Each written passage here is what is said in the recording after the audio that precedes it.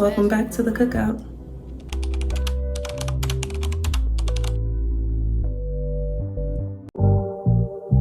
Only been a few hours, but it felt like days. Only been days, but it felt like months. We will be frying fish today. Yet again, another staple. Everything will pretty much be a staple. It's the cookout. I went to the grocery store and I tried to get some whiting. I prefer to fry whiting. However, y'all know how this goes. We will get and use whatever we have on hand. They had cod, they had snapper, they had a slight variety, but not necessarily what I wanted. So I got cod. We'll be frying up some cod for this cookout. I hope you guys enjoy this recipe. Yet again, there's so many different variations on how you can fry fish. We're gonna do this kind of basic. I don't have any garlic or onion to season my oil, so just pretend like we do so, because we always season our oil here. Always season our oil here. Let's go. Starting with washing all of our produce and all of the ingredients that may need washing. So with this episode, we have our fish that I washed, and unfortunately I do not have the footage of the fish being washed. It was already filleted by the butcher who worked at the place. However, I definitely washed it when I got home. We washed our lemons on up and our dill.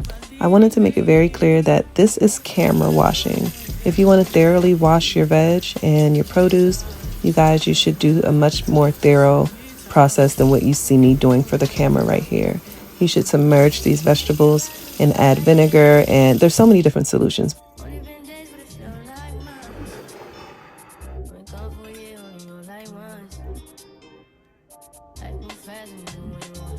If I could rate this fish on the look, you guys, I would not rate it too high. It tastes heavenly, however, it looked a little sad. With that being said, we're just going to show it a little bit of extra love and care and jazz it on up.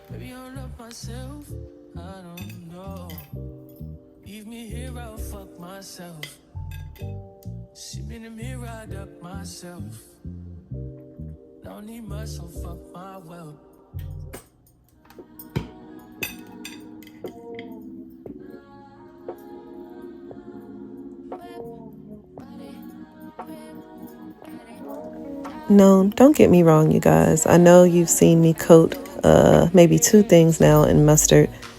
That's just the way it's happening. Fish, I definitely 110% coat with mustard before I deep fry it. Even sometimes when I bake it, I add some type of vinegar element. I need you guys to understand it's not necessarily mustard that we're adding to this fish. It does not taste like mustard when you get to it in its final form. You can still see the yellow of the mustard. However, it does not taste like mustard and fish, even though mustard and fish is really good. It just adds another layer of flavor to your fish. And you guys also saw that I coat my chicken with mustard as well. Not all the time, but I do so.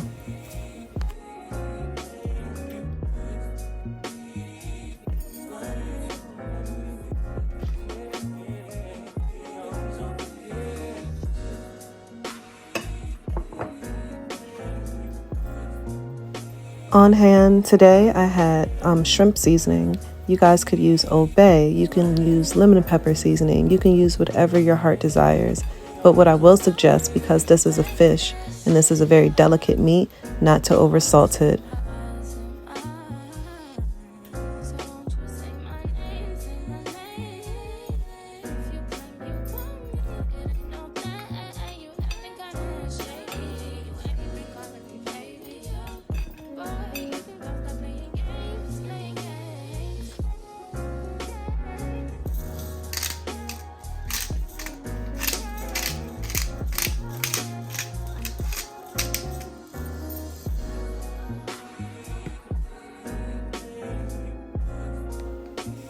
And here we have the Zatarain's fish fry. I will be transparent with you guys in saying that I 9 times out of 10 never use Zatarain's fish fry. It comes out so good every time. I've had people who use it. However, I just didn't have cornmeal on hand. Whenever I fry fish, I will always make my own mixture of cornmeal and flour. I believe that the cornmeal gives a different texture to the fish. The cornmeal gives it a different look, and the cornmeal just gives it a much greater bite. I absolutely adore Zatarain's. However, I will always use my own mixture. And like usual, we season as we go at every stage of our cooking. So if we season that fish, we need to season our batter as well. Seeing as though we added salt to our fish, there's no need to add salt to this mixture. We already added it. So I'm going in with my preferred spices and blends today.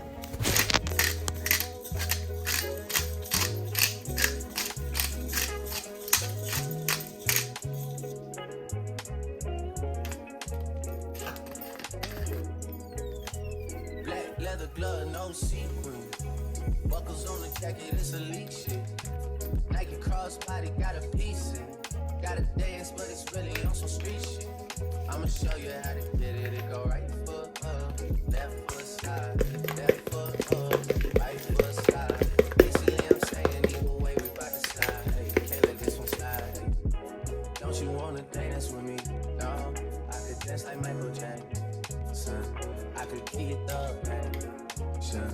It's a thriller in the track. Where we from? Baby, don't you wanna dance with me? No. The most important part about this step is to not overcrowd your batter. If you put too many pieces of chicken or too many pieces of fish in your batter all at once, you'll get clumps. But you'll see a little bit example of that. Even though I didn't overcrowd my batter, what I did was I didn't shake it well enough. I did not get all of that residual batter off of the fish.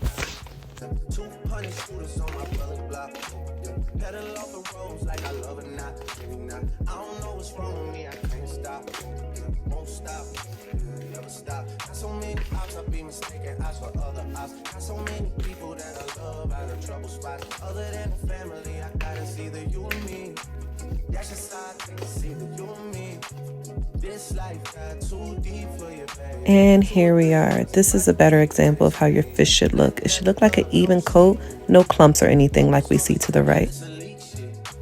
When I first started, I started to warm up my cast iron. So I'm pouring this oil into a warm cast iron, and it kind of just cuts my cooking time in half, so I don't have to wait for it.